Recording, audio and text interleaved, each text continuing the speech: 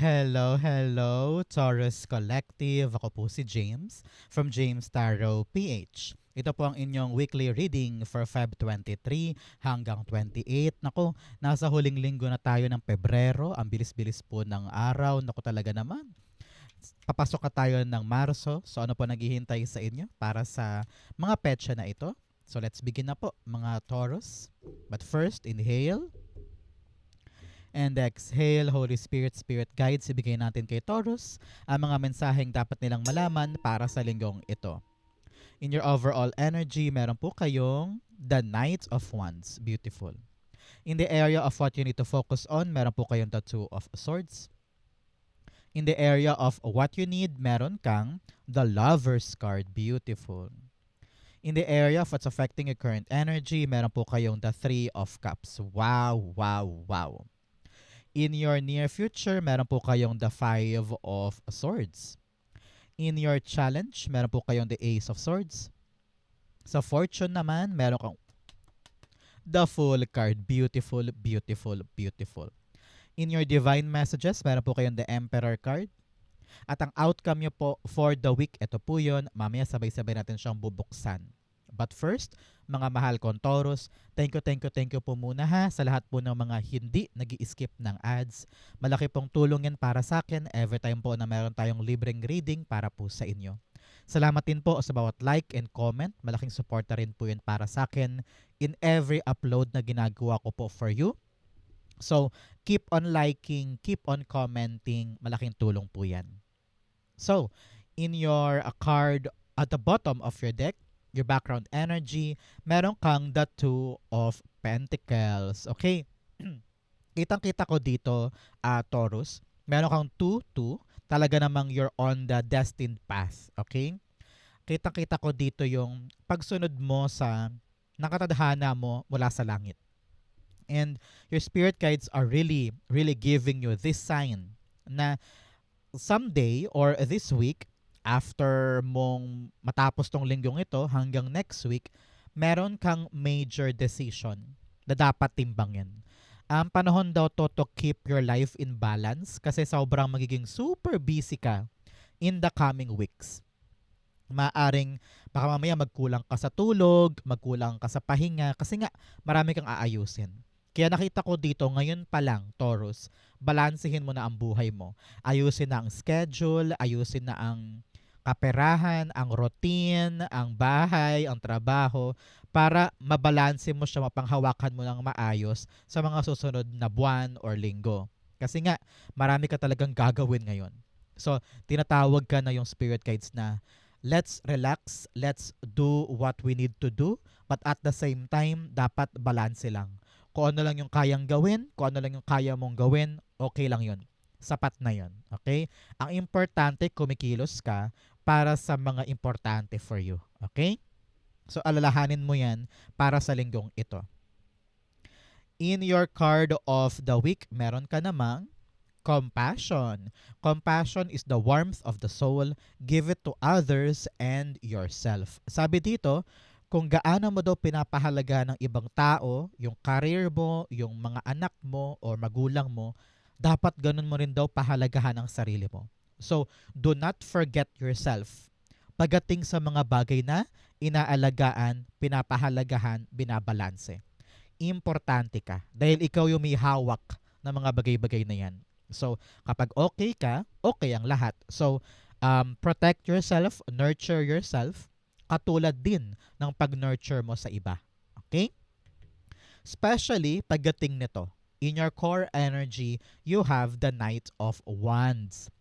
Congrats! Ngayon pa lang kino-congrats na kita dahil may paparating sa yung magandang balita ngayong linggong ito. Itong magandang balita na ito, I'm hearing, sobrang ma-excite ka dahil ito na yung hinihintay mong go signal para simulan yung isang bagay. Example, naghihintay ka ng text, email, chat, or tawag mula sa isang trabaho o sa isang kaibigan or sa isang boss na parang alam mo na kapag dumating itong balitang ito, makakalarga ka na. Medyo may gigil ka na medyo nahaatat ka na, excited ka na, at alam kong passionate ka sa journey na ito, sa sisimulan mo na ito.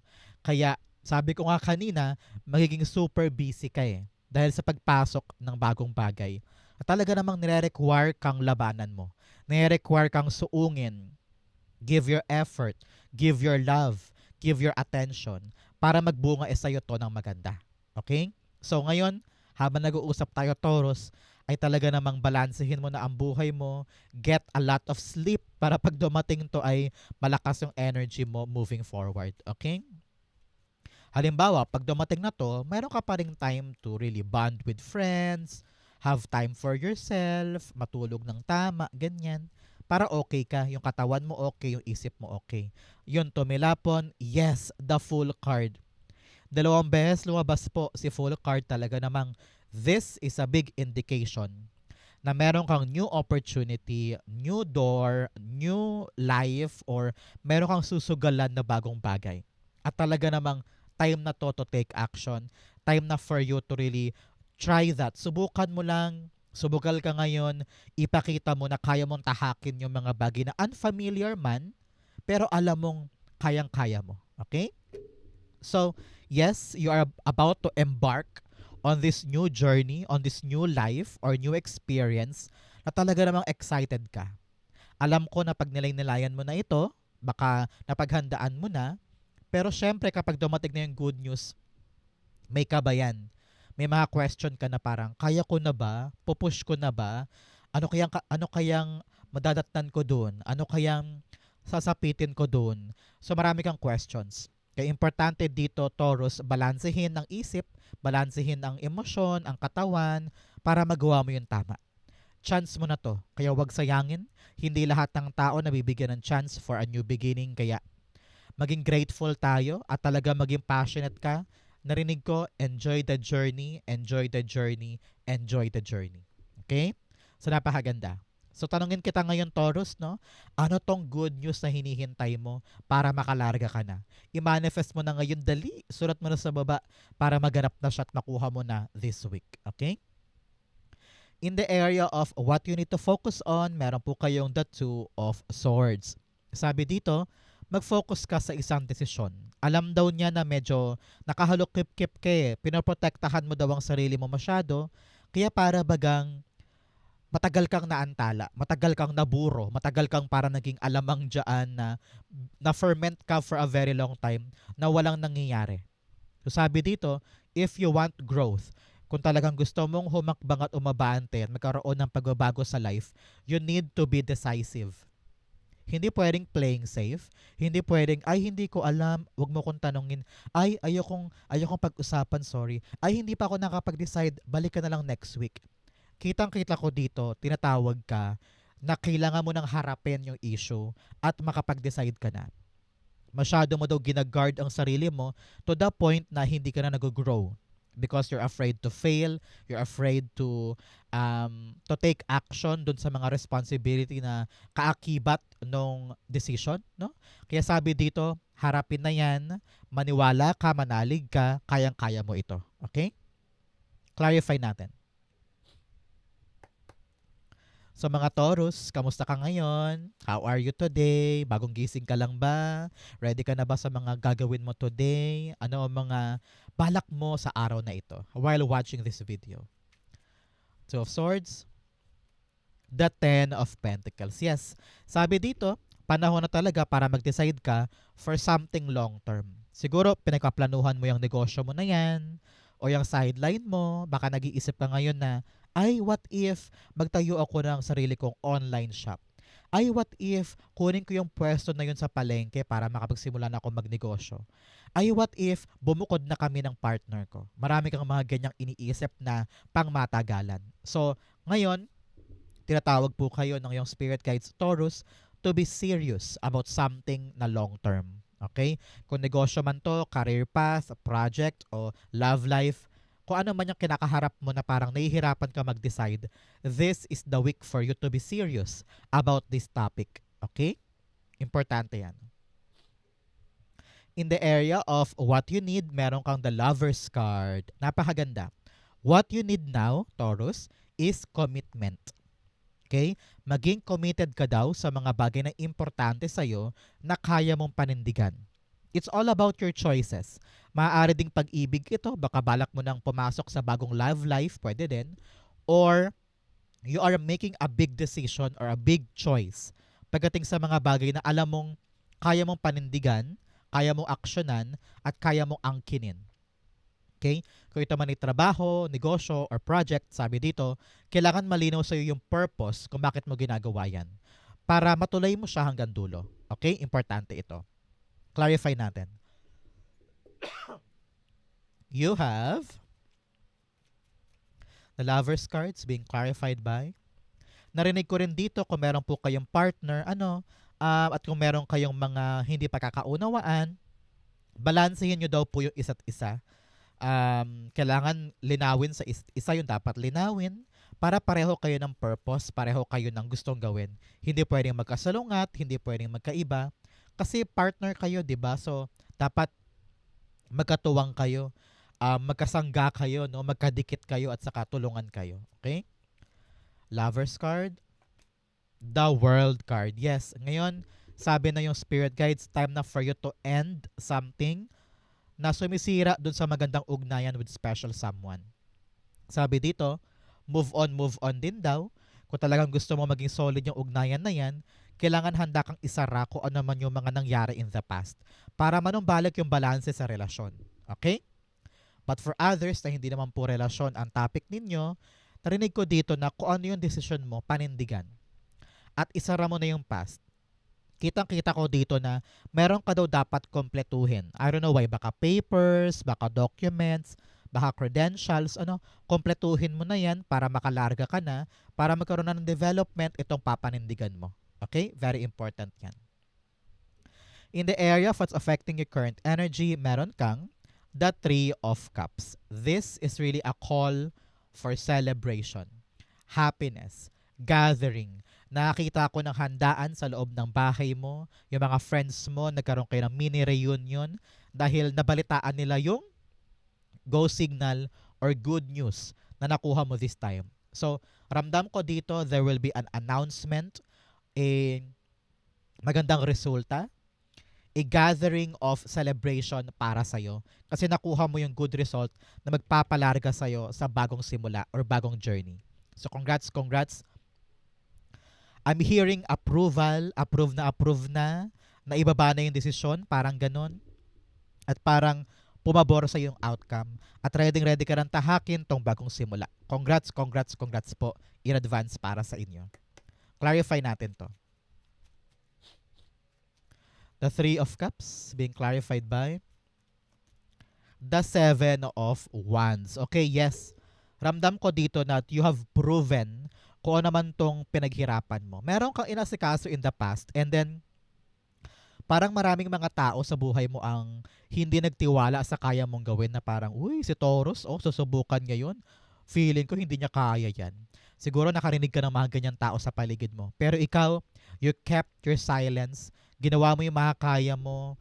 Nagsumikap ka. Nilabanan mo yung mga takot, insecurities, judgment ng iba. And here, talaga namang dumating yung good news, napatunayan mo sa kanila na tama ka, nakuha mo yung sagot, nakuha mo yung bunga, and now you are celebrating with the people na talagang sumuporta sa'yo from the beginning. And now, parang kilala mo na kung sino talaga yung mga tamang taong para sa'yo. At kumbaga luminis yung buhay eh.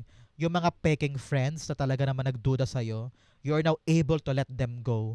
At niyayakap mo ngayon yung mga tamang tao that will celebrate your win. Kasi napatunayan mo na magagawa mo at nakuha mo yung good news. So congrats. Your path to a new beginning, to a new door, ay talaga namang napaka-positive sa tulong ng mga taong sinusuportahan ka. Okay? Especially here, in your near future, you have the Five of Swords. Sabi dito, wag mo nang alalahanin pa yung mga pangit mong pinagdaanan. Yung mga masakit, malubak, iniyakan mo, kinalugmukan mo, yung halos sumuko ka na. Wag ka nang maging bitter pa sa mga yon.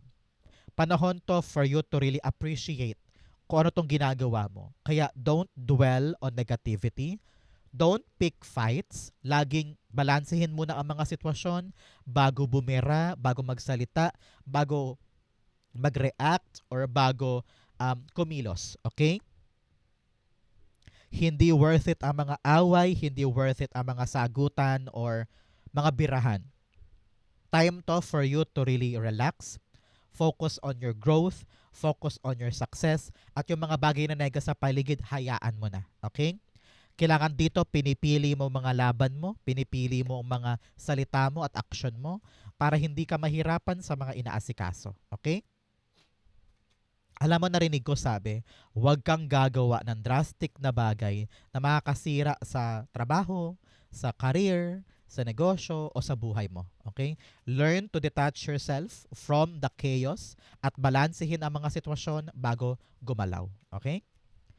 The Five of Swords, the Five of Cups. Five, five talaga to. Five, five, five, hindi yan tuna, hindi yan sardinas, kundi angel number of change. Talagang pagbabago ito. You are now accepting kung ano yung mga bagay na nasira, natapos, iniyakan, makadurog puso noon. Parang sabi mo, time na for me to move on, okay na yon. Siguro nga, dapat kong maranasan yun para matuto, para maging mas matibay, para maging mas matapang. Pero wag nang magpapaka-bitter. Always move on, always leave something na alam mong hindi para sa'yo, and always choose yourself. Your peace of mind, your happiness, and katahimikan. Okay? Hindi talaga worth it ang pumatol sa mga hindi naman kapatol-patol. Okay? In your challenge, meron kang arrogance and then ride the storm. Sabi dito, wag mataas ang ego, wag mataas ang pride. Kapag nagkamali, tanggapin. Kapag meron kang dapat baguhin, i-admit sa sarili na, okay, sige, babaguhin ko to, tama kayo. Ganyan. Wag matigas ang ulo. You also have ride the storm. Sabi dito, daanan mo lang yung problema, daanan mo yung issue, kayang-kaya mo daw lagpasan yan. Wag mong puwersahin, wag mong pigilan. Just ride the tide, let it go, let it flow. Everything will be fine. Okay? In your challenge, meron kang the Ace of Swords. Sabi dito, ngayong linggong ito, Taurus, kailangan malinaw sa isip mo yung intention. Meron kang new door, yung opportunity. Meron kang good news na dapat mong i-celebrate. Pero sabi dito, kung magulo ang isip mo at parang nag-flip-flop ka pa, hindi mo pa alam kung lalarga ba ako or uuwi na, tutuloy ko ba o aatras ako. Kailangan clear sa'yo yung actions mo. Clear din ang goal at clear din ang purpose para mailaban mo to at hindi masayang yung bagong simula. Okay? Hanggat malabo sa isip mo, mahihirapan kang balansehin. Kaya panahon to para tignan mabuti kung ano yung pinapanghawakan mo para klaro sa'yo kung ano yung dapat i-value. Okay? Sabi rin dito, wag aatras, laban, kaya mo yung ipanalo. Okay? Ace of Swords being clarified by you have the Nine of Pentacles. Sabi dito ng yung spirit guides, if you want to be independent, if you want to have a very good life, magandang buhay, walang utang, lahat ng pangangailangan mo nasa iyo, lahat ng needs mo kaya mong bilhin, lahat ng gusto mo meron ka. Para daw mangyari yon, kailangan klaro sa iyo ngayon yung journey mo. Klaro sa iyo ngayon yung mga dapat gawin, dapat pasukin. Kasi kung malabo yan, may hirapan kang puntahan yung dream life mo. Di ba? So, if you want to have everything that you want, kailangan clear muna ang action. Okay? Importante to, isa-isip mo to. Okay? Sa fortune mo, meron kang Gates of Triumph, success expands in your life. Wow. Talaga namang bagong pintuan na matagumpay ay para sa'yo. I-claim mo to, this will be yours. You also have ascending the mountain, keep going forward. Yes, abante forward. Ipanalo mo yan kasi financial freedom, financial independence, talaga namang empowering financial goals ang makukuha mo this time. Kaya ilaban. In your fortune, meron kang the Fool card. Si Fool card sinasabi dito, Taurus, na talaga namang magalak ka. You're very, very lucky. A new opportunity is coming to you. Bagong pintuan, bagong offer, maaari din. Talagang meron kang bagong gagawin na bagay na successful ang outcome. Kitang-kita ko dito, nakatadhana daw ito. Talagang dapat mo tong daanan, dapat mo tong gawin, dapat mo tong pasukin. Kasi dito nakasalalay yung pagbalik ng balanse ng buhay mo. Siguro kung nanggaling ka sa isang mahirap na sitwasyon sa buhay mo na medyo nakakapagod, struggling, walang pera, kahit na sinisipagan mo, parang ang hirap-hirap. Pero dito sa bagong papasukin mo, kitang-kita ko na this is where you will succeed. And this is where you will fall in love sa proseso. Nakita ko yung passion mo, yung love mo, at talagang dito ka talaga nakatadhanang pumunta. Okay? So clarify natin yan. The full cards being clarified by the Three of Pentacles. Okay? Meron kang 3 here. Talagang meron po kayong loved ones na namayapa na, nasa kabilang buhay na, ang pinoprotektahan ka pa rin hanggang ngayon, ginagabayan ka, at binibigay sa iyo yung mga pangangailangan mo. So congrats, you are blessed. Magtirik ka ng kandila mamaya ha, o kaya magpray ka to give thanks para sa mga kamag-anak mo sa kabilang buhay. Okay? So, the Three of Pentacles, clarifying the full card, sabi dito, makipagtulungan ka daw sa mga taong ito. Either katrabaho mo yan, kamag-anak, or boss, no? Kung sino man tong mga taong to, sila daw yung gagabay sa'yo para sa bagong simula na ito. You are starting something na ngayon mo palang gagawin, ngayon mo palang susubukan. But these people will be a helping hand for you para ma-accomplish yan. Okay? So Taurus, magalak ka. I'm hearing from many of you, meron kayong makikilalang mga bagong tao. And these people talaga namang supportive sila, swak sila sa mga gagawin mo ngayon. Nadagdag silang kaagapay para magtagumpay ka this time. So congrats, the right people will be given to you para makatulong sa simula na ito. Okay? So huwag ka matakot, congrats, ilaban mo to, chance mo na ito. Okay? Congrats. I-claim mo to, it's gonna be for you. In your divine messages, meron kang a personal issue reaches resolution. Meron daw po kayong mga problemang pansarili na talaga namang matatapos na and you are now set free. Congrats po. You also have bring love into the situation. Yes, mahalin mo yung mga bagay na alam mong importante sa'yo. Use love in everything. Mamahalin ka rin yan pabalik. Okay? In your divine messages, meron kang the Emperor card. Sabi dito, tapangan mo ang sarili mo ha. Marami kang laban na gagawin this time. Sabi ko nga, you're gonna be very, very, very busy pagpasok ng magandang balitang ito. Kaya, maging matapang, maging disiplinado, wag uurong, maging wais, okay? Bago kumilos, kailangan pinag-isipan, pinaghandaan, na pagmuni-munihan na, kumbaga. Narinig ko rin dito, wag kang kikilos ng patalo. Every move dapat kalkulado, every step dapat sigurado. Okay? Because gano'n ang mga emperor, di ba? They are very sure, very tactical, analytical, matalino. Bukod sa talino, dapat matapang. Okay? Matapang to take action, matapang na kumilos, matapang na solusyonan yung problema, hindi lalayuan, hindi iiwasan, matapang para humarap. Okay? Very important yan. Clarify natin. The Emperor cards being clarified by the Five of Wands. Yes, sa kabila daw ng maraming obstacle or maraming kaagaw o kalaban or kakompetisyon, sabi dito, matapang ka na lagpasan yan at maipanalo. Huwag kang mag-back down. Huwag kang intimidate. The more na maraming kalaban or the more na maraming humaharang sa'yo, mas lalo ka maging matapang na sumuong. Kayang-kaya mo silang tibagin, kayang-kaya mo silang lagpasan, so huwag kang papa-intimidate. Go fight, ipanalo mo ito. Okay? Ang outcome mo ito, but first, bigyan mo na kita ng fortune cards. You have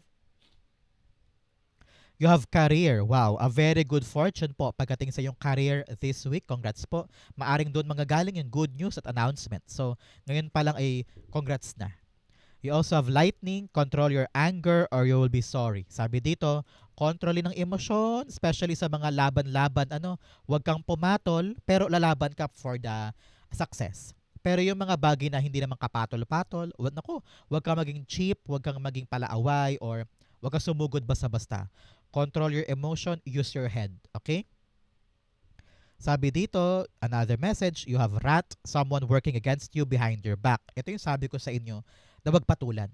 Kapag na-realize mo kung sino yan, huminga ka, relax, hayaan mo siya, may karma yan, pero ikaw gawin mo yung tama. Ipanalo mo yung laban sa tamang paraan, huwag kang uurong, huwag kang susuko, continue fighting forward, deadmahin mo sila. Okay? You also have dragon, beware of self-delusion. Sabi dito, kailangan lahat ng gagawin mo ay nakabase sa realidad. Kaya kailangan talaga clear sa mind mo kung ano yung mga gusto mong makuha, kung ano yung mga gusto mong maabot para makuha siya in your reality. Kasi kung masyado kang into fantasy land, yung mga pangarap mong ganun na fantasy lang, pero kaya mo ba siyang abutin? Kaya mo ba siyang aksyonan? Kung hindi, kailangan nakabase sa realidad yung aabutin natin para alam natin yung bawat hakbang papunta doon. Okay? Ang outcome ni Taurus for Feb 23 to 28, the Nine of Pentacles. Meron kang 9 here telling you of release, letting go. Pakawalan mo daw yung mga takot mo, inhibitions, duda, kayang-kaya mo yan. Okay? So, Nine of Pentacles here, I'm seeing you reaping the good harvest sa pinaghirapan.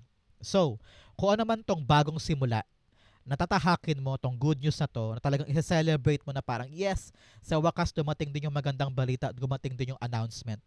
Ito yung paraan mo para ma-afford mo na yung mga bagay na gusto mo. Dati parang imposible lang na, ay sana makabili ako nun, ay sana makapundar ako ng ganyan, ay sana matayo ko na yung negosyo ko, ay sana magkapera na ako para makaipon.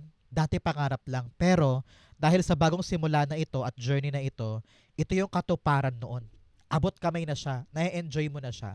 You're really on the path of independence, happiness, success. Okay? Pero ngayon, Taurus, habang nag-uusap tayo, learn daw to appreciate what you have. Yung pera mo ngayon, yung bahay mo, yung cellphone mo. Kung saan ka nanonood ngayon, dati dinasal mo lang yan, di ba? Pero ngayon meron ka. Pinapayuhan ka, Taurus, to really appreciate what you have and love the blessings na meron ka. Kailan mo ba huling naupuan yung sofa mo na yan?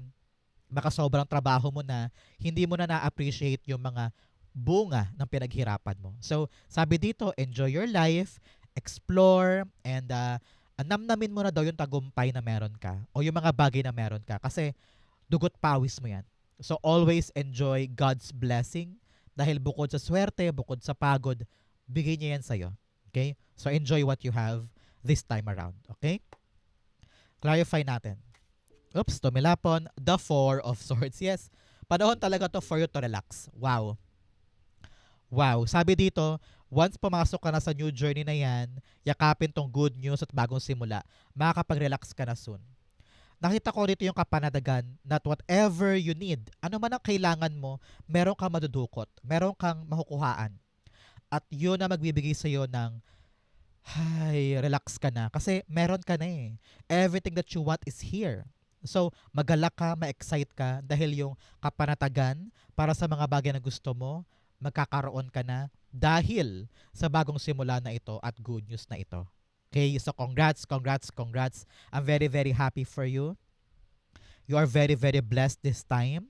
Yung bagong simula, magtutulay sa'yo sa kasaganahan at kagandahan ng buhay. At relax ka na moving forward. Okay? So Taurus, ito po ang inyong Feb 23 to 28. Saan po kayo nakaresonate? Comment down below. Babasahin ko po yan. Thank you, Holy Spirit, Spirit Guides, for the clarity and messages na dapat malaman ng mga Taurus today. Thank you po for watching hanggang dulo. I love you. This has been James for James Tarot PH. God bless everybody.